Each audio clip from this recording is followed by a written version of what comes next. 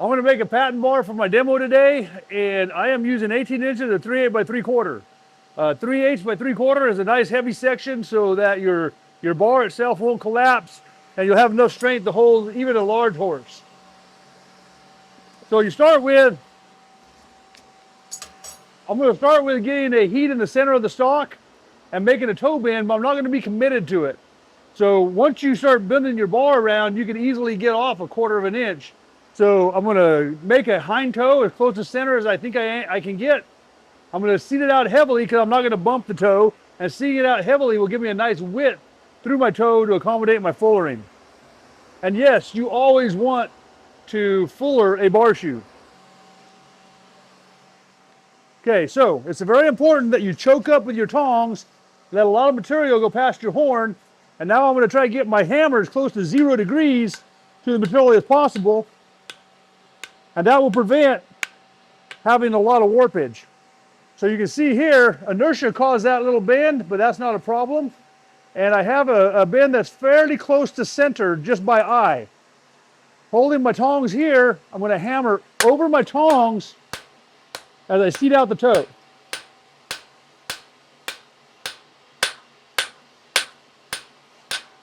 Not only does that give me more width right here, but now my tongs will hold better because I'm not holding a material that is wedge shaped. That little bit of inertia problem I have right there, that's easily taken out like that, just so it makes it feel better. But it doesn't need done, it just makes it feel better. So this is the ground surface of my shoe. This will be the left side, and I want to build the left side first. The reason is, so I'll build this side. Whenever I come around to build my right side, this material is going to be here. If I built my right side first, it would be in my way. So let me show you what I'm talking about. All right, so I'm going to do this one slowly, and I'll do the other one just regular speed. But I'll do this one slowly to show you all the moves. I come to the rounder edge of my anvil. I put a little over 3 inches past, and I hit right here as I drop my hand. I like to forge that a little bit, just kind of give it a look. Now I hold up here, and I get inside with the round side of my hammer. Notice how I'm producing that roundness? So that started it bending. Okay, so that's the beginning of my quarter.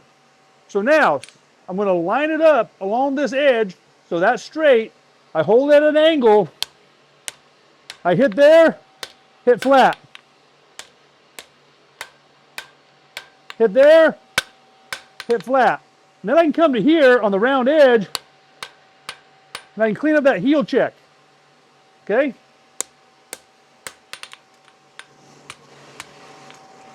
I'm going to go ahead and get another heat. A quick note, if you are in a gas fire, sometimes bending it like this will keep you from getting back in. So you need to be able to have it in a position you can still get into your door on your gas fire. For the coke fire, it's not a problem. I'm going to get another heat to bend this around. All right, that'll be enough heat for this move. I'm coming to the step of my anvil. I hit into that corner. See how that started it bending? So now I can just get on top of that, knock things around, knock them down, move them out, whatever I need to do.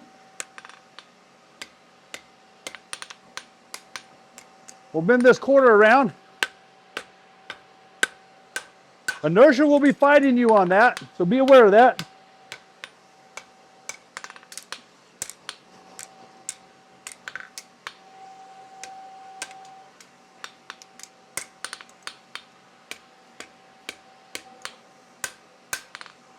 Okay, so now I have half of my Patten Bar set up. So now, when I come to this side, and I'm trying to get into here, that's not in my way. If I had built the right side first, then when I was trying to get into here, I would have trouble because this would be sticking out to the inside. So it's just the opposite if you're left-handed. If you're left-handed, obviously, as you try to get inside here, you can see it's quite a problem because you can't get around your bar, all right? It may seem like a small thing, but when you go to making one and you find you can't get to it, you'll say, oh, if only I had done it the other way. All right, so it's going to be the exact same move, just the other direction.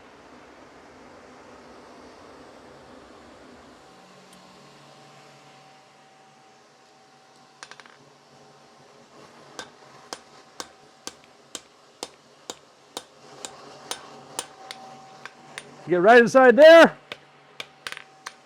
Drop it down so it's nice and straight. At an angle, hit flat.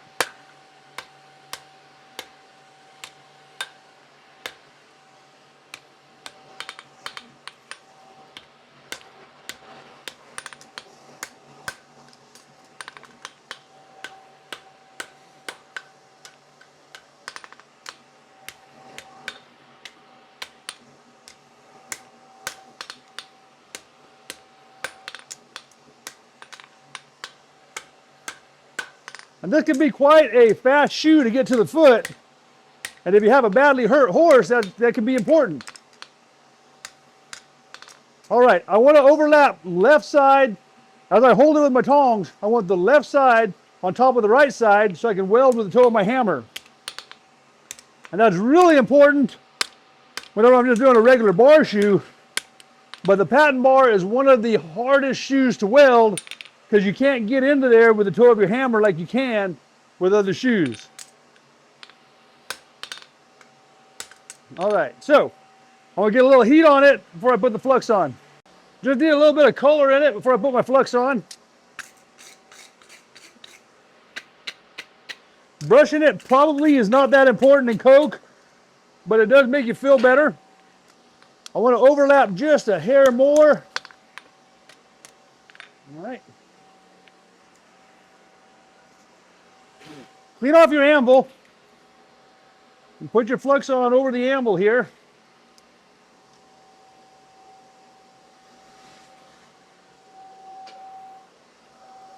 And then whatever flux gets on the anvil, you can brush onto the weld. Okay, so I'm going to hit it flat, and I'm going to use the edge of this cross peen to weld that inside, okay?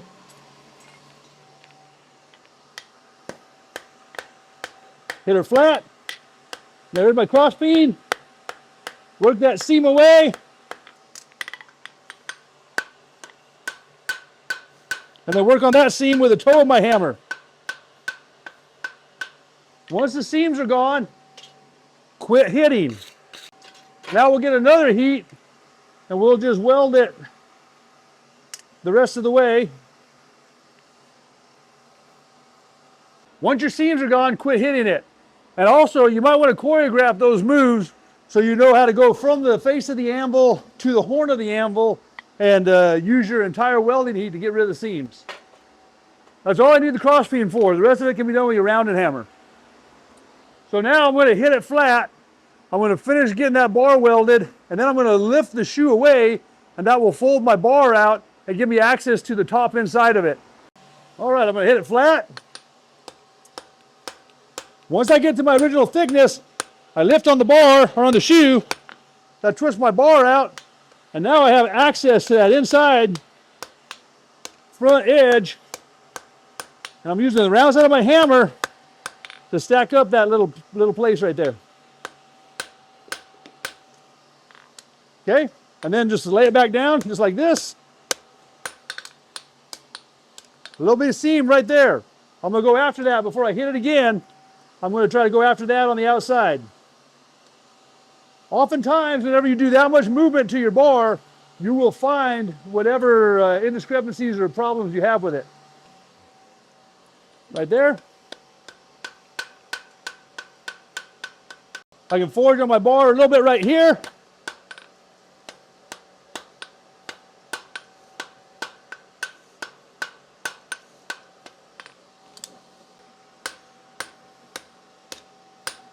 Notice how I lowered the shoe while I was hitting it. All right, so now I come to the tip of the horn. I can knock that down.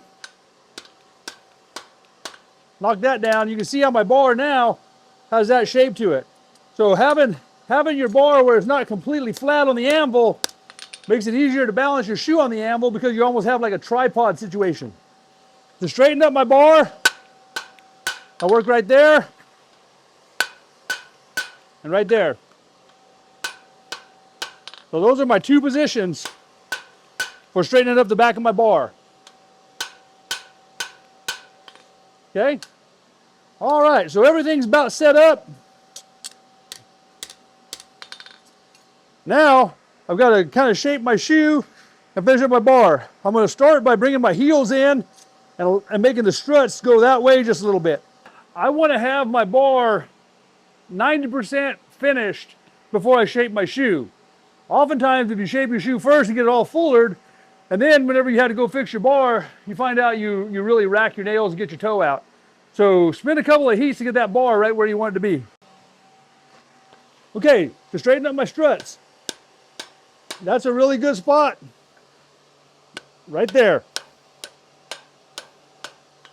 You see how that really brought my heels around a little bit for me? And straightened up those struts.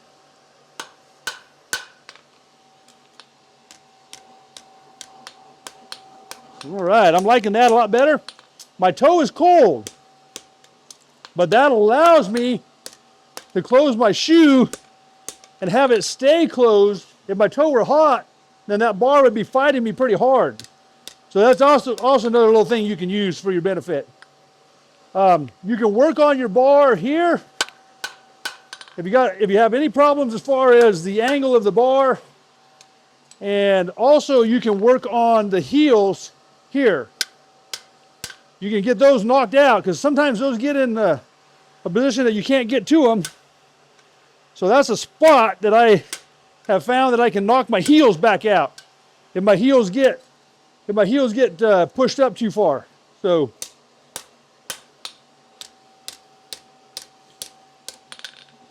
all right, I still got a little bitty seam on the outside of that bar.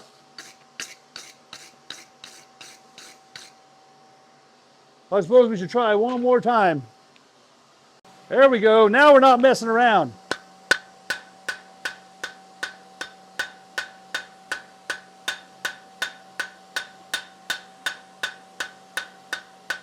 Boy, you just gotta love a coke fire, huh? And it'll give me about an inch lift, about what we're after. And I'm gonna shape my shoe and pop some holes in it. So if I had committed to that toe, I do believe my toe would be off a little bit right now. So I'm gonna go ahead and make my toe, go ahead and commit to it, and mark the start of my fuller in. But my bar, for all intents and purposes, is finished. All right, so I want an overall even heat so that I can shape my shoe symmetrically. Decide right now whether it's gonna be a left or a right. I think I'll go ahead and make it a left. I like left shoes more than others, I don't know why.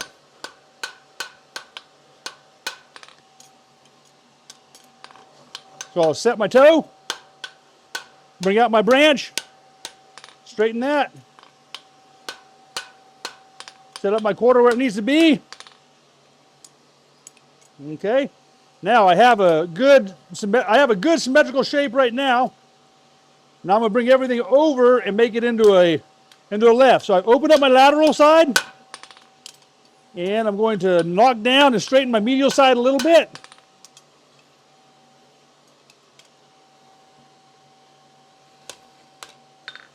Straighten up my bar with the world. And I want to knock my bar over to the lateral side a little bit. So there's the move for that. So I hold it here.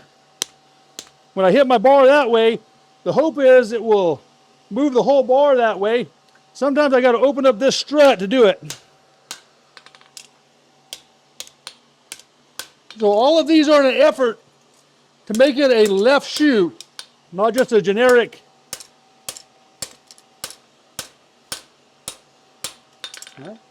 So I made progress that way. I need to move everything over. I need the entire thing hot now. All right, with everything the same temperature,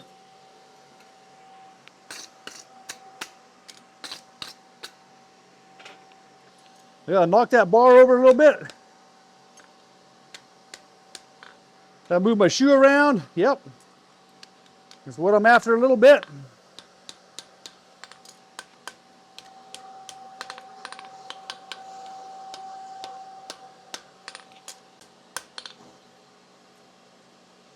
There we go. I think I can live with that.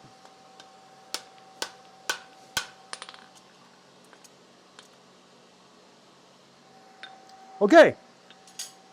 So put your shoe where you want it to be, and then lay it out for fullering. So I want my bar straight here. I want to have that left look to it. scribe my line across the toe and mark the start of my fuller in.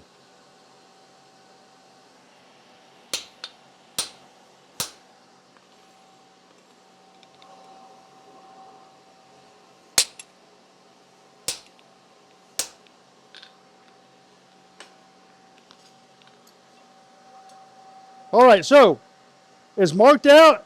I'm going to hem. I'll do one side at a time. So I'm going to begin by hemming this side and fullering it, and it'll make that side grow, and then I'll do the other side. But only one side at a time. All right, let me talk about hemming a little bit before I do it. We have rectangular stock. I'm going to drive a wedge in it, which is my creaser, and it will blow an edge out. So with hemming, I'm going to take those outside edge, I'm going to angle it, and now whenever the crease gets drove in, it'll push it out the amount that I drive the crease in. So hemming, it needs to go at least as deep as your creaser is in the shoe. All right, so you can see where my fullering starts. I come on the anvil, I turn my hammer. You can see there a very definite start to that hemming. Staying on top of my horn to follow that shape. And there we have a branch that's hemmed. Now when I hit it here, I only want to hit the very inside of the material. So now it's all laid out for fullering. And you'll see whenever I drive this crease in, or creaser in, to make the crease, that edge that I knocked in will come out to its original position.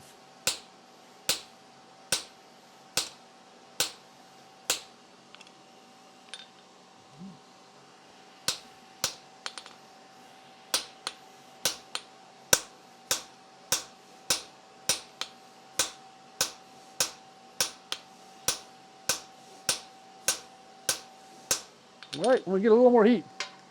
I may have over pinched it. So, or I could just go forward on that just a hair. I think I'm going to try to do that, see if I can doctor that up. A lot of forging is making little mistakes and figuring out how to fix them. So I marked my fullering, and then when I did my hemming, it went just a little in front of that. So now I got this bad place right there. So I'm just going to sneak forward with it and see if I can get away with trying to fix that. And I may not. We will know here in a little bit. All right, so right where that bad catch is, I'm gonna come right in front of it, right there.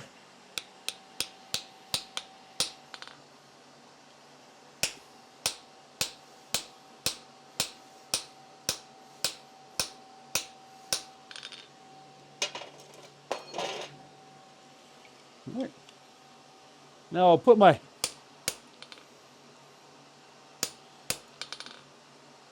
when I'm doing a foot like this, I obviously have a horse in distress. So it requires more nail holes than you might put traditionally.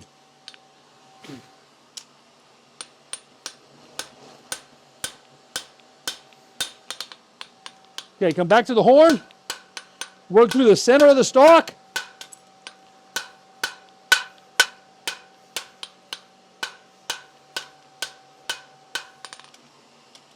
Flatten it through the center of the backside. And now I'll just clean it up again.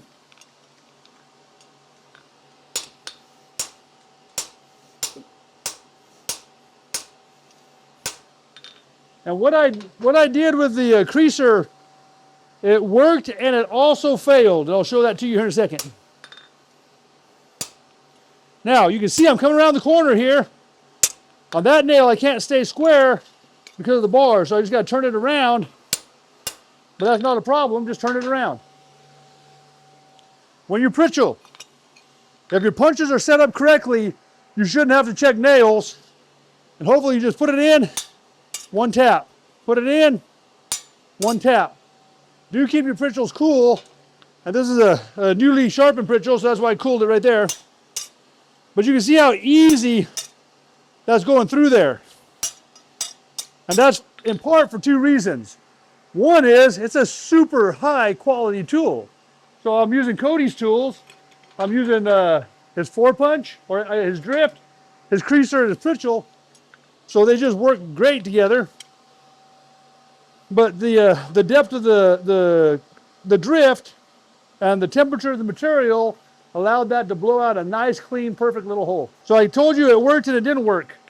Where it worked, you can see right here, that little line right there. That's where my original crease had started. So when I snuck in front, now everything was good.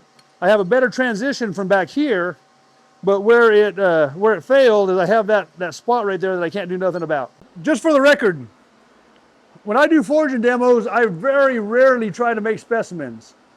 What I try to do is I try to teach. And so, yeah, some things went wrong, but you will learn so much. If you ever become an educator, you will be able to teach so much. Is whenever you have a problem, talk it through as you teach the people how you deal with it. And so what if it doesn't come out perfect? The horse ain't going to care if there's a little scratch right there on the inside of the crease. The judge will care if you're in a contest. But at the end of the day, those little things, learn how to fix and how to finesse. Those are the important things. All right, so here we go on this side. I'll find my spot, turn my hammer.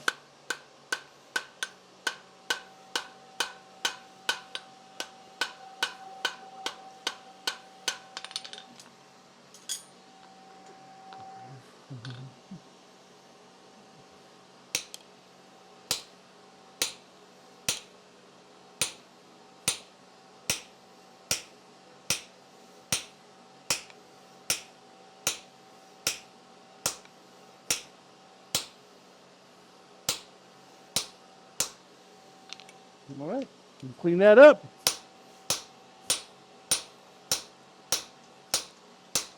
So whenever you start your fullering or stop your fullering with a hard start, you lower it until that edge is over that edge. And when you start it, that corner over that corner. That's how you get nice, clean, hard starts. My drift is back far enough, I can get the nail pullers in. Now some of you are wondering why I put so many nail holes in. Anytime I do a really crippled foot, I want lots of nailing opportunities. Okay, so a lot of nail holes, it gives me several options. First of all, if I am putting the shoe on and I have a spot where I just can't get a good nail and I really need a good nail, now I can move 1/4 of an inch or 3/8 of an inch and find my spot. Another reason for the multiple nail holes is if I reset this shoe and I'm catching an old nail hole and I don't want it, now I have another option. So when you're doing crippled feet, I really encourage you not only to crease the shoes so you pull individual nails, but also to give yourself lots of nailing opportunity. I just wanted to warm that up to finish it. So I'll go through the center of the stock, come to here, center of the stock on the back side, just iron it out.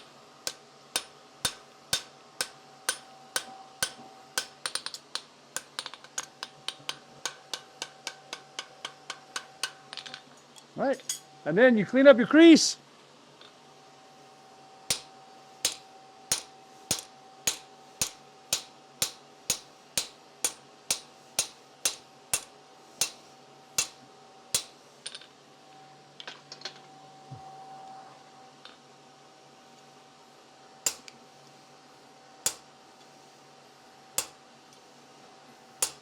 You will develop a feel for when you're at the right depth.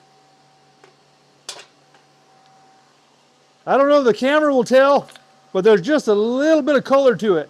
And I don't want to have any color to it whenever I pritchel. So when you pritchel, you want it to be nice and not cold, but under 1,000 degrees. So if your depth is right, your pritchel will just knock that shard out. And I'm not even hitting it very hard. See, just that little tap. I'm angling my pritchel a lot because I got just a little bit finer than I wanted to be. But I think it'll still go. I'm going to be a little fine on that toenail. Yep. So I'm a little bit fine on that inside toenail, but it is the inside toenail. So we'll put a final shape on this. I'm going to knock that down a little bit. There we go. Knock that back. Redefine. I'm redefining my toe quarter on that medial branch. Just straightening it up a little bit. Do a touch of hammer boxing.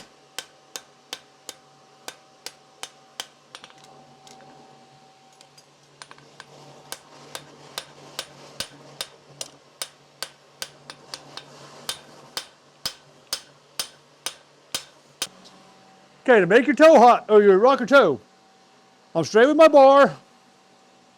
I pull this back, my toe is straight across here on a clean edge, and I'm going to hit here and just drop my tong hand slightly, and I'll work across the toe. When I feel like my tongs are level with the edge of the anvil, I quit. So there are two levels on a Patten bar. There is the level of the shoe on the foot, and there is the level of the foot on the ground. Okay? So, not only do I gotta be level here, but I wanna be level across there as well. Another thing on a Patten bar is you want your bar to be at a minimum as wide as the shoe. If I look at the shoe here and I touch the bar, I don't know if you can tell, but these rasps are fairly parallel with each other. Okay? And so if I had a situation where I was like this, then my bar would be too narrow. Or if I was like that, my bar would be too wide. So basically, wherever you hit here, you want your rasp to be fairly parallel. When you're putting on a Patten bar, it's also important to know how high your lift is. So sometimes people ask for a 1-inch lift. And now, if you look at this, your measurement will be to where the foot is. And so if you look at this, it looks like it's about 1 3/8 inches. But my measurement really needs to be at the bottom of the shoe, at the ground surface of the shoe, because the height of my bar and the thickness of my toe raise the foot up 3/8 of an inch. So if I measure 1 inch down there, that is a 1-inch lift. This demo here is going to simply be how to make your Patten bar moves in the vise.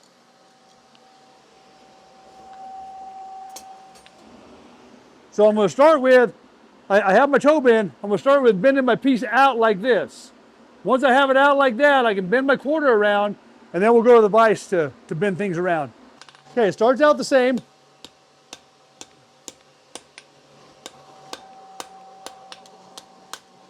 This stays the same. And this.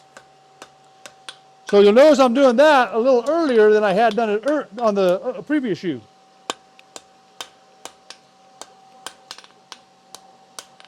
Okay, so from this setup, now I can go to my vise.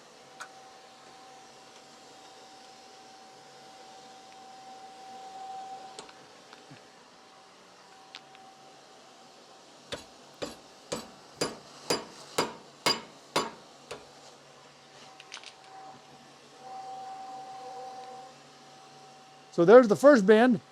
This is a really good time to get in and clean that up if you want a heel check on it. All right, now the second move, it's a little harder if you're by yourself, but balance your bar stock across your shoe like that.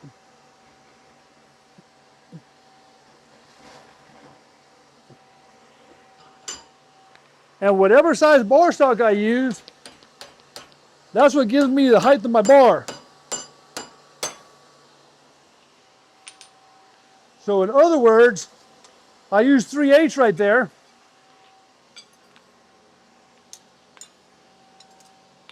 And so that gave me that measurement right there. And so the thicker pieces of bar stock I'd use, the thicker that would be. And then it's just a matter of doing a little forging to clean it up. So that is a very easy way for you to make a Patten bar, but not having to make it completely on the anvil. So I'm here, knock that over, knock that down.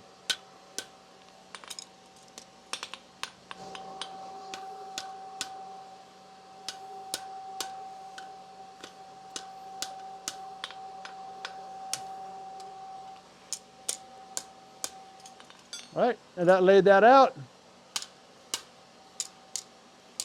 Thank you guys very much for watching. And I hope that you guys can go out, build a Patten Bar, and save some horses.